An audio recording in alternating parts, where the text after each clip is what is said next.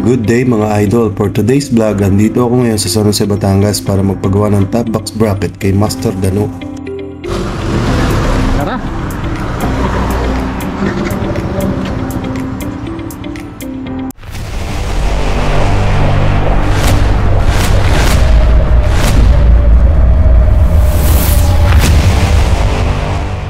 Dala ko na rin mga idol ang materials na gagamitin namin sa DIY project namin. Shafting, flat bar, gold bolts, nuts, mini driving light at LUX version 6 at ilang mga tools para sa aming project. 5 minutes later. Sisimulan na natin ang paggawa ng top box bracket. Ano ito? Langis nga. Oo. Dito? Dito sasabi niya. Dito.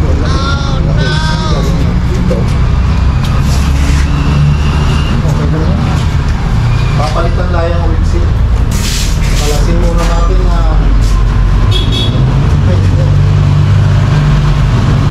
Papalitan na natin ito ng pamilya. Magwa-washer pala tayo na para hindi may tapering. may washer din ako. Ito ang ating ikakabit para sa kanya at saka itong bracket na ito.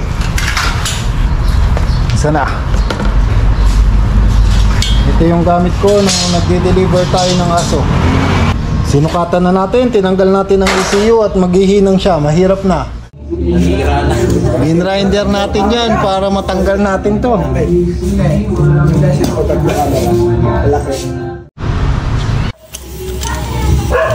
Sinusukatan na. Ayan, pinapantay na ni Boss Dano. Ayan, hirap na hirap siya sa pagbalik. Sana pantay nga. 5-5 naman ang bayad na Pantay rin. na daw, pantay. 5-5 daw ang bayad. Tapos tayo mamaya. Bali, ang gamit nating sukat ng anong ang tawag dito? Shafting. Shafting ay anong sukat niyan? 1/2. 1/2. Nilakihan ko na para siguraduhan. Siya nagsabi ng sukat niyan. Ayan, ini-spot na yung washer para hindi siya gagalaw.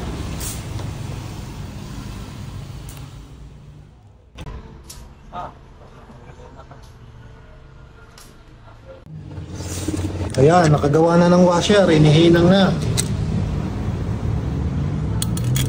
Sabi ko sa inyo expert ito eh. Expert sa pacham.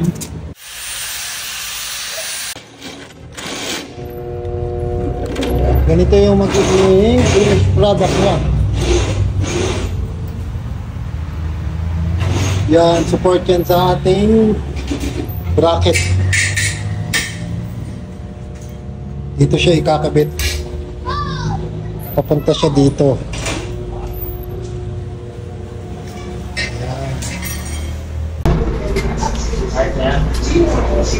Level ba? Gusto ko ng level mo rin. Parehas. Yeah, preso. Ayan, good.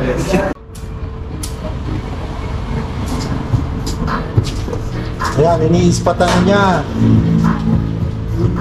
Susukatan ng ating bracket. Sinusukatan naman ang ating mini driving light. Yeah.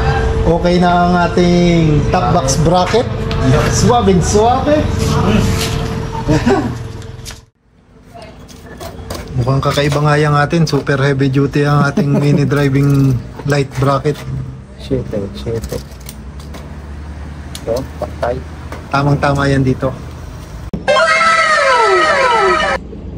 LUX Night Owl ang ating i-install na mini driving light version 6. Version 6. Yun yung bracket niya, alloy siya, pati yung kanyang housing, alloy.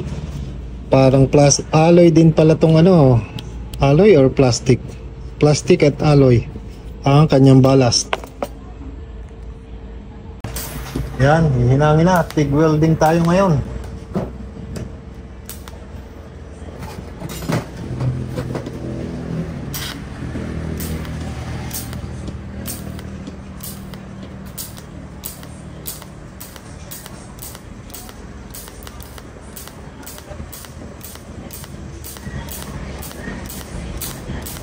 Tingnan nyo kung gaano kaganda ang hinang.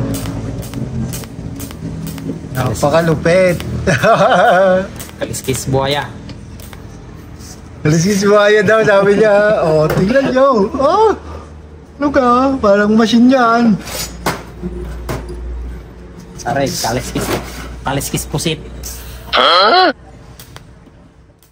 Ayan, ayos na, ayos na. Sa bahay ko natutuloy, pipinturahan ko muna yung bracket.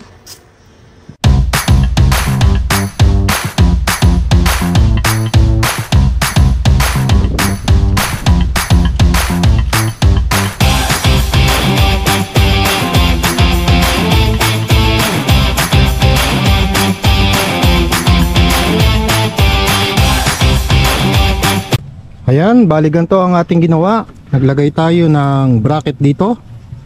Tapos, i-welding dito sa ilalim. Ito ang ating shafting na 1/4 yata to. Ayan, para malinis siyang tingnan. Nung una, ginawa natin, gantong kalaki rin na shafting ang kinabit dito. Kaso, hindi malaki yung upuan. Kaya, pinapalitan ko ulit. So, ito na ang kanyang finished product.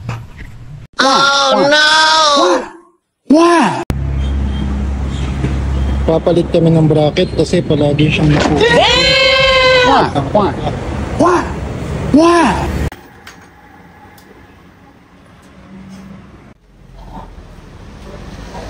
napatuyo na.